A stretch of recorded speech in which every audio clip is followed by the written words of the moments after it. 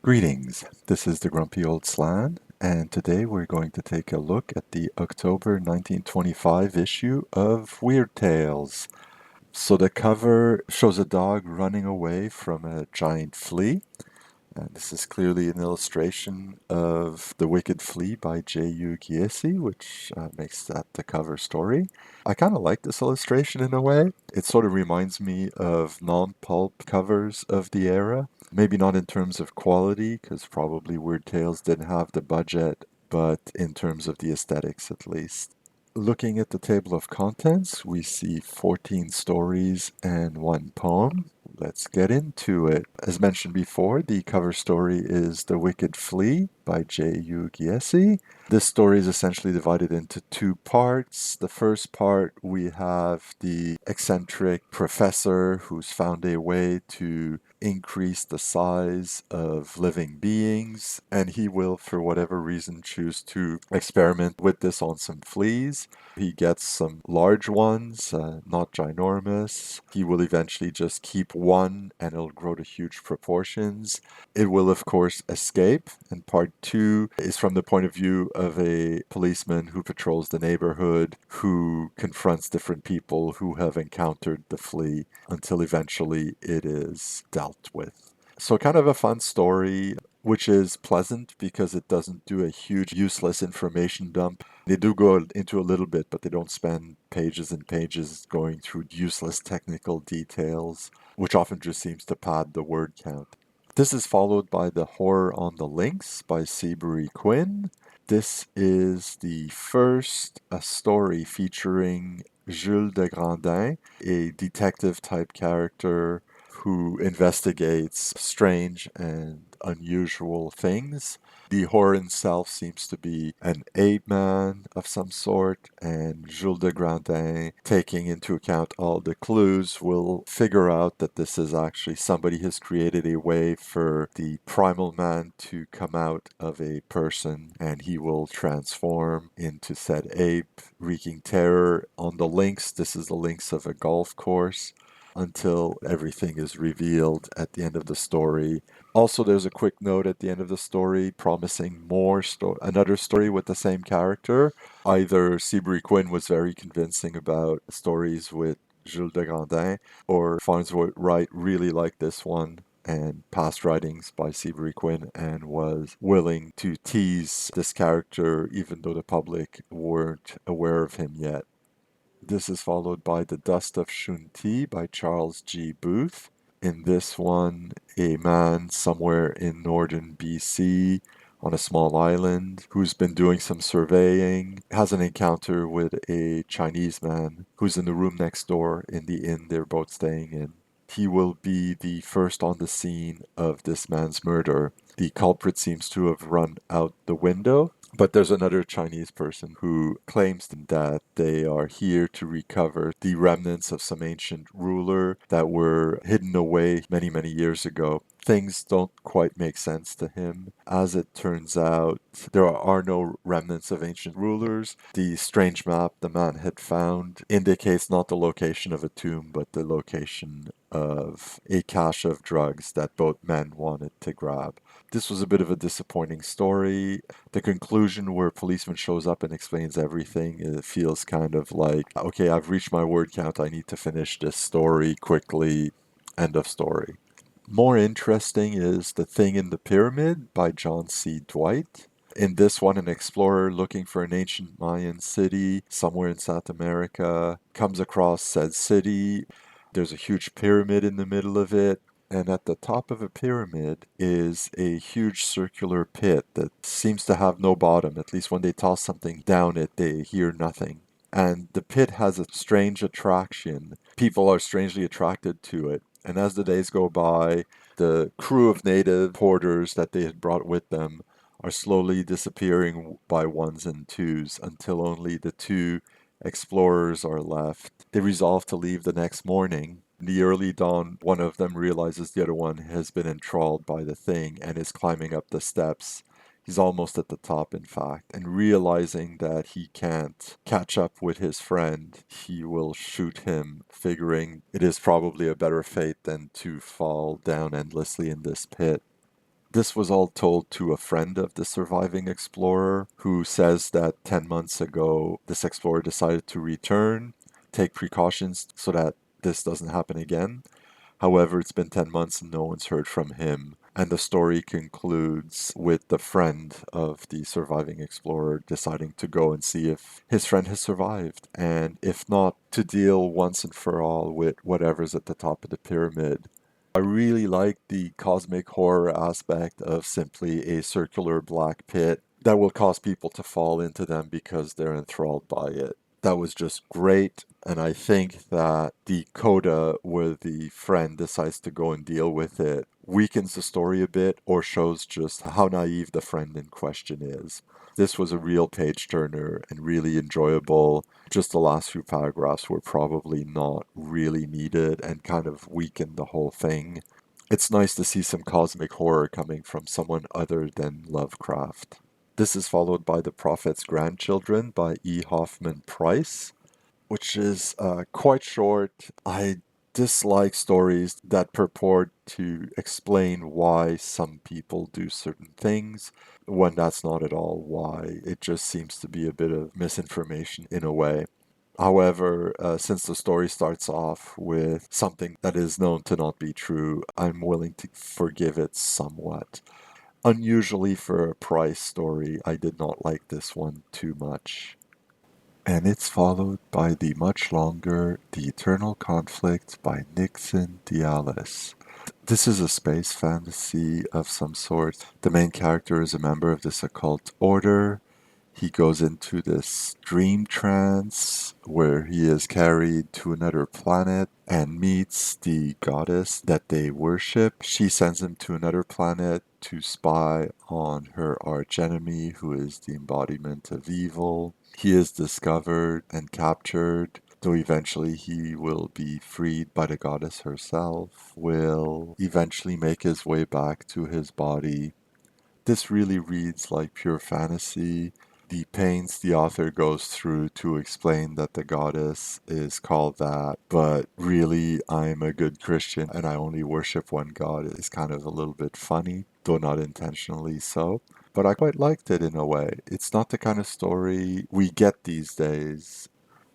It's followed by a reprint of Song of the Hound by Sidney Lanier, which did not really do much for me, so we'll leave it at that. Then we have The Fading Ghost by Willis Knapp Jones. In this one, the narrator is a doctor. A man walks into his office declaring he is dead and that he committed suicide. What seems to be confronting the narrator is his ghost. So he asks the ghost to guide him to his body to see the evidence. When they finally make their way to it, they do find what appears to be his body. The only difference is the color of their tie, upon which the ghost declares that, no, I wasn't wearing a black tie, I was wearing a red one. My twin brother was wearing the black tie. Oh my god, I must have killed him. I found the story started quite well, but I find the ending comes a little bit out of nowhere and creates more questions than it resolves. Where is the body of the ghost, for example? Why would he not remember the events that so seem to traumatize it when he discovers his brother's body? It is followed by The Death Shower by Tom Freeman. In this one, a man wants to kill the husband of the woman he loves, and he will arrange to rent a room in the same building, knowing the regular schedule of said man. When he hears him taking a shower, will arrange to electrocute him via the pipes of the building. Then, hiding all evidence of what he did, he makes his way out, trying to act like a curious bystander. He can't resist but ask what happened, and it turns out the person who was in the shower was actually the woman he had a crush on. And someone says, well, it might be all for the better. We have just found out her husband was killed in a car accident this very morning. Somebody committing a very bad act and karma really giving him a comeuppance. It was a fun little story. Again, one of those without any supernatural elements, just a bunch of weird coincidences. Following it is Bad Medicine by Alanson Skinner, a Native American who works for the local agent as a manservant, it seems, is visited by the elder of his tribe, who berates him for working for what is essentially their oppressor, who don't even appreciate his work and treat him badly, and basically he gets insulted by this elder. Eventually, in frustration, he will go to this elder, who is also the local shaman, and asks him to put a curse, which he will do. And after the curse has worked its course, he goes to the elder to give him the promised payment. And he confirms to the young man that yes, he has power, but he cannot use it for himself. He must use it for others, which is why he had goaded the young man into anger so that he would be asked to put the curse on the agent. I quite like this story. We go through the main character's thoughts in quite a bit of detail, and they're informed not just by the immediate events, but also by his culture and upbringing. When people talk about two-dimensional characters, usually it's somebody who only ever reacts to the moment or only ever reacts to one event in their past and nothing else. So in this way, characterization was quite nice. It's followed by A Mind in Shadow by Tessida Swings or Swingies. I probably butchered that. This story is the ravings of a feverish young man who confesses to having killed his younger brother twice. And what he says is that when he was much younger, he caused an accident resulting in his younger brother suffering from a head injury that turned him into a vegetable. And then later, during the sickness, he decides that he doesn't want his younger brother to live that way and will sneak into the younger brother's room, pick him up, hope to infect him with whatever sickness he has. As he puts him back in his bed, knocks his head, and then sneaks back into his room. This actually caused the baby to regain its spirit, to be back to normal. Another one of those with no supernatural or fantasy elements, just weird coincidences. It felt really disconnected, but then again, it's supposed to be the ravings of somebody who's delirious with fever. And it is followed by part two of The Gargoyle by Greye Spina. In this one, the young man who is in the pseudo medieval castle is slowly getting entangled in all the happenings, admits to being in love with the young woman. There seems to be some devil worship going on. He makes an escape plan along with the help of one of the maids who seems to be an ally. While he fails to make his escape, the hypnotist that he came with does manage to leave the castle and he sees him disappear into the night. He's hoping that maybe help will come, but he will need to figure something else out. This was still quite the page turner. Greye Spina hasn't disappointed me so far with her serials, and I'm looking forward to seeing how it all ends. It is followed by The Severed Hand by Wilhelm Hauff. This is about a man who is sent to study in Paris and travel using his what he's learned in medicine to make his way until he reaches Florence, where he sets up shop, sells items that he acquired on his travels. He is given a note to meet somebody on a bridge at midnight, and he decides to go, and he is met by a tall man in a red cloak. When asked to follow, he says, "No, tell me what this is about," and grabs the man's cloak to stop him. The cloak falls off, and the man runs off. Trying to find the identity of the man, he will put the cloak up for sale at an outrageous price.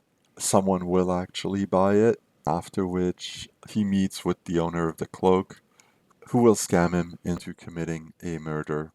He will then eventually be arrested, and he will be convicted of the murder and condemned to death. However, an unknown beneficiary finds a loophole in the law, meaning that he will only lose his left hand and be banished forever.